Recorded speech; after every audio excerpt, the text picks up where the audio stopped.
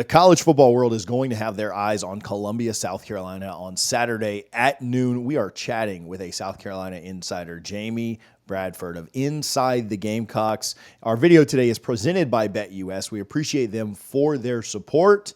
Let's go ahead and get right to Jamie. All right, Jamie, welcome back. We are happy to have you. The attention of the college football world seems to be on Columbia, South Carolina this weekend, man. How you doing? Doing great. Yeah, it's these are the weeks that you can't wait for them to start, and you can't wait to get there, but they take forever. Oh, yeah. Any other, when it's any other week, it's moving along quickly, but when you have a big game to play in college football or you're terrible, the weeks are really, really long. Yeah. No, it's different for sure. And we talked about this in the offseason that South Carolina's, expectations, pressure, path to a bowl, things like that. Like all of those things would be much easier if they could go on the road and get a win at Kentucky, just because of how daunting the schedule is, one of the tougher ones in the SEC and thus the country. Mm-hmm. And they went and did that. We knew that they had to go get a win there or things looked pretty bleak. The mood coming off of that just has to be at one of the highest points it's been, since Beamer's been here. What are your thoughts on just where they are right now as a mood? Yeah, so we were talking a little bit about this on our program yesterday, Inside the Gamecocks, and obviously, clearly, the mood is very high and chipper, and they're excited to go play football against a high quality opponent in LSU. But it's a little bit of a different conversation because it's been around a decade, maybe a little bit longer, since you've been able to have these type of games in this ballpark and feel like you can have the big boy conversations that go along with them. And what I mean by that is a lot of times when since Coach Spurrier resigned back in 2015, and then, of course, when Coach Muschamp took over, and then early on here in Coach Beamer's tenure, these big matchups at Williams-Brice Stadium, and we've had plenty of them, but a lot of those conversations centered around, okay, if you can get a couple of breaks here, if you can do this here, and then that the crowd and the environment and the energy, and you're going to rely on all those things to try to pull an upset or win a big game, much like they did it against Tennessee back in 2022. This time, though, you're talking about things that matter in the SEC. And what I mean is the lines of scrimmage. Like, if you want to win big boy football games in this league, it is proven that if you can't play up front, you can't play. And so after two games, obviously, that defensive front, and I'm sure we'll talk about it, it's pretty phenomenal. Yeah. They got a chance to be elite. You're through two games, so you don't want to throw a bunch of big terms out there and have them have to live up to expectations that maybe they can't live up to. But boy, they look good. And on the offensive side, that offensive line has come a long way since last year. It's definitely not where they needed to be. But when you're having the conversation about this game here this weekend, LSU may have the best offensive line in college football. They got 2 first-rounders at the tackle position and 110 career starts between their starters. But they're going to face the best defensive line they've seen, that's for sure. And maybe that they'll see throughout the season. We'll just have to see how it plays out. And then on the offensive side, LSU's on South Carolina's offensive line, LSU's defensive line now with an injury, they were already coming into the year a little light-footed, probably not going to be as good as what you would generally think LSU would be. So the Gamecocks and the Tigers are pretty close there too. And so this really truly is a line of scrimmage game. And it's neat to be able to have those big boy conversations, remove the crowd. And LSU's been in every crowd. They're not going to, this will be a phenomenal crowd. There's no, Williams-Brice Stadium is as electric as anywhere. There's no question about that. We'll get right back to chatting with Jamie. But first, I want to tell you guys about our friends over at BetUS. Make sure that you're betting at BetUS and you use our code YouTube150. That's just the word YouTube150 to get a 150% deposit bonus on your first 3 deposits up to $2,000. Again, that's up to $2,000 on your first 3 deposits, a 150% deposit bonus. They've upped the game for you, so you can go up your betting game as well. Make sure that you're betting on all the games responsibly, safely, and with BetUS. We appreciate them for their support. But LSU doesn't walk into any ballpark and just become intimidated. They're LSU. They Sure. play in Baton Rouge. So, you remove all that stuff and let's get down to the nitty gritty. And it's the lines of scrimmage, and the Gamecocks have a chance on both lines. I want to ask you about that, especially with maybe pending weather or things like that. But backing up a little bit and just thinking about last week, I think a lot of times in football, and this might be a little more true in the NFL, but I think it does carry over to college some. It feels like you're never quite as good as you were last week, or you're never quite as bad as you were last week, right? Like so with that in mind, and I'm not trying to go negative here, but do you worry about a hangover, like big win on the road? And I know they'll be up for the game. Like I don't really worry about them coming out like and sleepwalking, but just kind of a hangover coming off of one of the bigger, more emotional wins that they've probably had in the last couple of years. No, not really. Coach Beamer doesn't operate like that. I would be a little bit more concerned, and I don't mean this in any way, shape, or form to disrespect anybody, especially like Vanderbilt. They're off to a 2-0 start. But if you had Vanderbilt coming in this weekend, you probably have a little bit of concern about that. Not that this program, South Carolina, is in any position ever to take any opponent lightly. They are not. They have not earned that right, and they can't do it. It doesn't matter. Akron is next week. If Akron was this week, they can't take them light either. This program hasn't earned that right. We're talking about one win after they squeaked by Old Dominion. So I don't think that's coming. I think what they've actually done is take it up another level based on the intel I've gotten over the last 48 hours and going, hey, look, you went on the road. You did something that's only happened 7 times in the history of this program, which is win by 25 points or more on the road in the SEC, which is crazy. Just 7 times. And now you're going to come home. That wasn't proven. You've got a 6-hour infomercial for Carolina football starting at 9 a.m. on Saturday. You prove it then. If you open up 2-0 and you beat a brand name school like LSU with College Game Day in town, then people are paying attention. You caught their eye, but it's like the eye candy. You know what I mean? You're out. It's midnight. You're in a college town. Wow, man. All right. But then you go win the next game, and now you're the eye candy. So that's kind of where they are. They're going to be ready to play. They've got to improve some stuff, or they're going to get beat. I mean, there are some things offensively this past weekend. Even though the offense made strides, they also got a little luck on their side, and if that stuff doesn't improve, they'll get beat on Saturday. So looking at that, you spoke about the trenches some, and yeah, I don't know if you saw my notes before we got started or not, but I wanted to talk specifically about that South Carolina defensive line against the LSU offensive line. Really one of the more, and I know, trench play is not the most sexy thing to talk about, but we're going to talk about it because it is so important. But yeah, like that's not only the matchup of this game. I think that's one of the matchups of the weekend. Like you look at all of college football, like that is like pound for pound. What you're getting is just great play on both sides of the ball, or what we expect to be great play on both sides of the ball. At least a lot of talent there.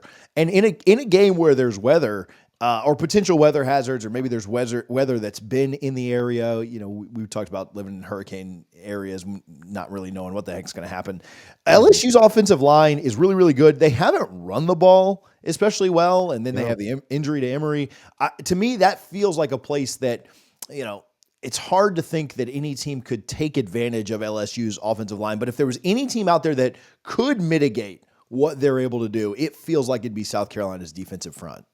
A lot of moving parts in this conversation. There's no question. You've got one of the best offensive lines, if not the best in the country. Of course, I watched Texas play this past weekend. Those guys up front are pretty good too. I think Texas in the might big have house.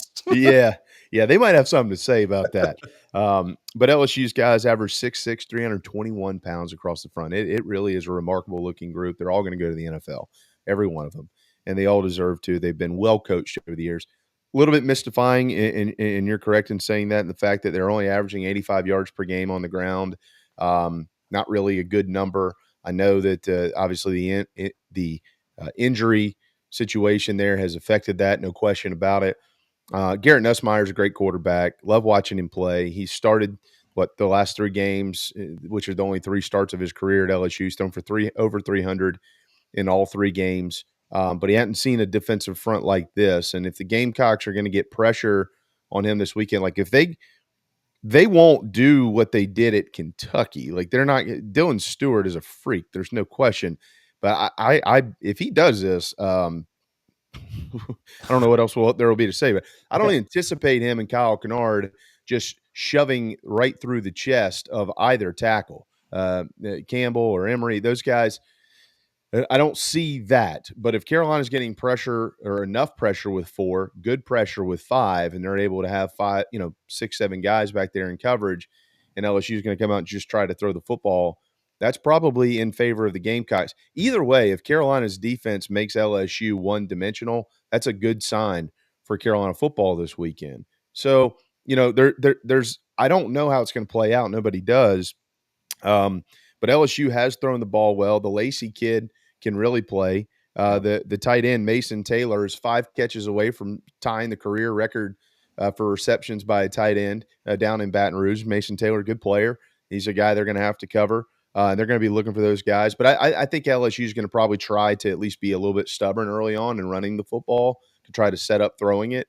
And then that's where, Carolina's secondary is going to get a chance to make some plays. There's 3 guys that start for the Gamecocks back there who have been named All-Americans at some point in time in their career. And Nicky Mawari, DQ Smith, and Jelon Kilgore. Those kids can play.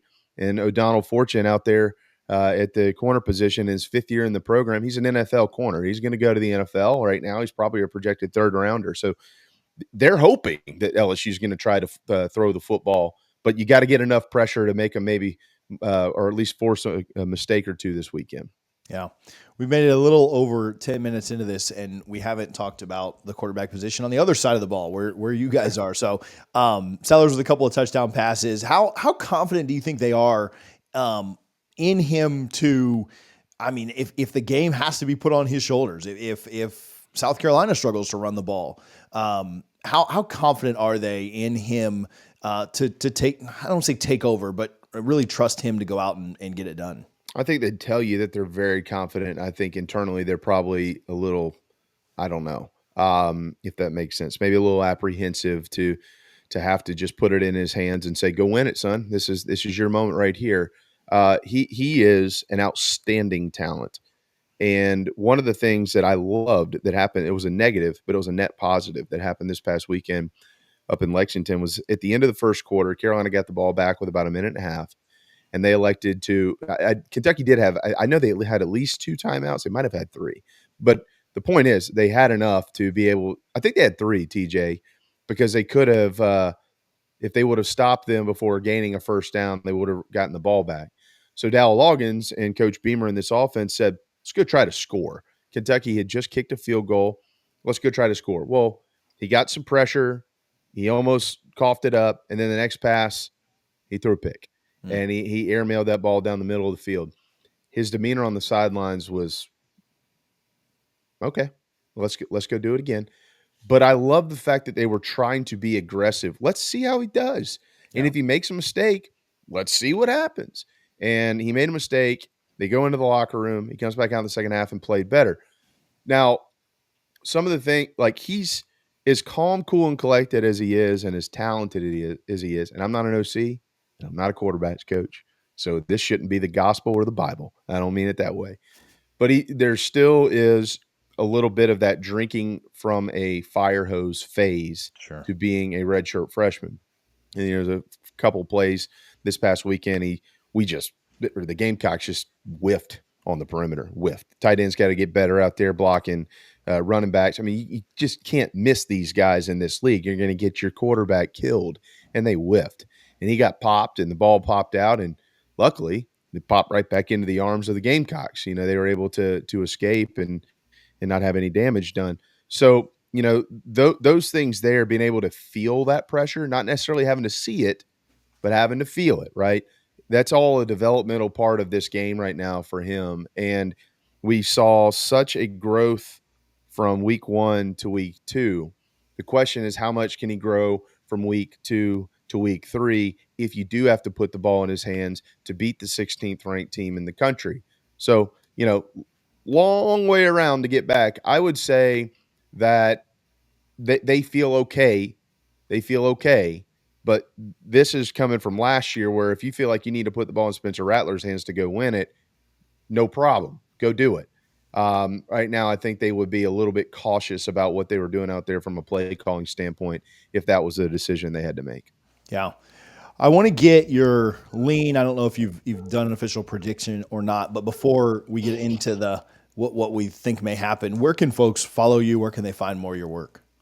Yeah, well, we encourage everybody to download our app. It's free. It is Chief Sports, like Indian Chief Sports. It's in every mobile device, Android, Apple, whatever it is. And all of our shows are in there. You got Chief South Carolina, and then you've got Chief America with some of our national programming. And our show that I actually host, Inside the Gamecocks, airs every day on that app and across all social media platforms, including our Chief Sports YouTube page, every day from 11 a.m. until 2 p.m. Eastern. Some people screw that up for whatever reason. 11 a.m. to 2 p.m. Eastern. Awesome. Go check that out. I really do appreciate getting you on and getting to chat with you. I just like talking ball, and Yeah. I feel like you do a great job with it. So I appreciate that. So, Thanks, man. do you have a lean? Have you made a prediction? What are your thoughts on what happens here? Well, yeah. So you do these goofy things in our industry, right, TJ? When you get into, you It's all go back. dumb. Yeah, you go back to June and you go back to July, and you're trying to find ways to entertain and inform. And I'm not a big predictions guy. I just never have been. I've never put out a season prediction for anybody. I don't feel like that's my role or anything like that, because, and especially in today's college football landscape. And you're a Knowles guy, right? And I think that like what y'all are going. Don't go watch my FSU season prediction. I need to go take that off the internet. Is what I need to go. Well, Do. and but that's my point. Like, I think that's Yeah. where you get some cover. Like, I think a lot of so you get a lot of people who are in this industry who probably don't need to be in there, but they get a microphone and they get to say whatever they want, and that's fine. It's supposedly a free country. But then you've got some other guys, a lot of national guys who we've long depended on for quality information, and the quality of that information has significantly decreased because we don't know anything anymore about college football programs. TJ, you're talking about NIL that affects locker rooms. You're talking about transfer Yeah. portal. Okay, we might know who the players are that are going to all these programs. That's fine.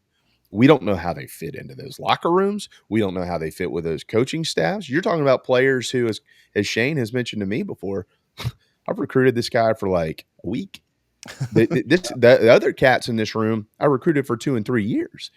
So you put that in there, you don't know what type of dynamic you're getting. It is affecting every single program in the country. The only thing that you can legitimately project every year right now in college football, in my opinion, is that the same 4 or 5 guys who have all the money and sign all the players, Ohio State, Georgia, and Alabama, Texas is in that mix now.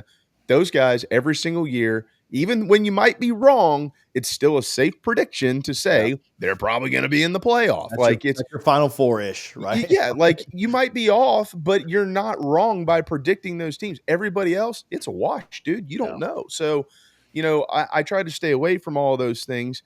That being said, to have some fun with it back in July, and I'm going to own it and stand up to it. I said on our program, if Carolina started 2-0, the Gamecocks would start 4-0. Mm. And I felt like, because it was a progress thing for me. It wasn't just like some playful prediction where we sat around and had a bunch of bourbon and said, well, that's what I'm going to say this week. It wasn't that. It was, look, if they can go to Lexington and win the game, this is an energy driven program because that's who the coach is. Sure. Shane Beamer's driven by energy. And I felt like there would be a significant carryover there and understanding what LSU is. Like LSU, I have so much respect for LSU's program. I love their fan base. Baton Rouge is awesome. Tiger Stadium is tremendous. Probably not if you're an Alabama fan or something like that. For the Gamecocks, they've always been very hospitable, except for in 94, 30 years ago, the last time South Carolina beat them. So, but so I've got so much respect for their program, but I didn't think that the first quarter of the season would be who LSU is going to be the last quarter of the season. Sure. Coming in, just based on what they had lost and what they didn't get out of the portal. They didn't go sign a bunch of defensive guys that they needed out of the portal. Talking about a defense last year that was really bad. And now you've got some injuries on offense and you got injuries on defense, and you've got a little bit, tiny little bit of an identity crisis. They'll get it figured out. They're talented enough. So I just felt like with them coming in third week, if Carolina can beat Kentucky, South Carolina would find a way to get it done. And then next week against Akron, and then they would go into the off week before hosting Ole Miss. You talk about energy. Now that could be something. So Yeah. we'll see. But that's where I've been leaning just based on all those things. But it's the SEC, and a quick stat here too. Brian Kelly, 21-8 at LSU, on the road or neutral site games at night. He's 1-6. Yeah. On the road, neutral site games in the day, 6-1. Wow. And this game is being played at noon on Saturday at Williams-Brice Stadium. I was at a couple of those night games, and I was happy afterwards. So, man, I appreciate you, Jamie, a ton. I told you before we got on, like, if it wasn't for weather and it wasn't for all the travel that we've done, it'd be an electric place to be this weekend. And so I'm a little jealous, and I hope the weather is good for you guys on Saturday at noon. And I can't wait to watch it. So, but I appreciate you a ton for hanging out, for talking with us. Again, go get that Chiefs Sports app and Inside the Gamecocks. You do a great job, man. And we look forward to getting you back on when they play, hopefully for that Ole Miss game, hopefully when they're playing other games at 4-0. Well, get your Knowles going, and maybe we'll see you in a bowl game somewhere. We'll try our best, man. We're fighting for it. Yeah, got to get that quarterback figured out, man. We watched it a long time up here in the Palmetto State. It's we're trying, man. We're trying. Pray for us. Yeah. Hey, but always, man, appreciate the time and appreciate you thinking about us. Awesome. Thanks, buddy. Yep. All right, South Carolina fans, LSU fans, let me know your thoughts. Who wins this game? Give me a final score down there in the comments. If you are a fan of one of these teams or just love college football, make sure that you're subscribed to College Football Addiction right here so that you don't miss any of our content upcoming. You can turn the bell notification on if you want, but make sure you subscribe if you appreciate the content. Thank you to BetUS for their support. We will talk to all of you guys soon.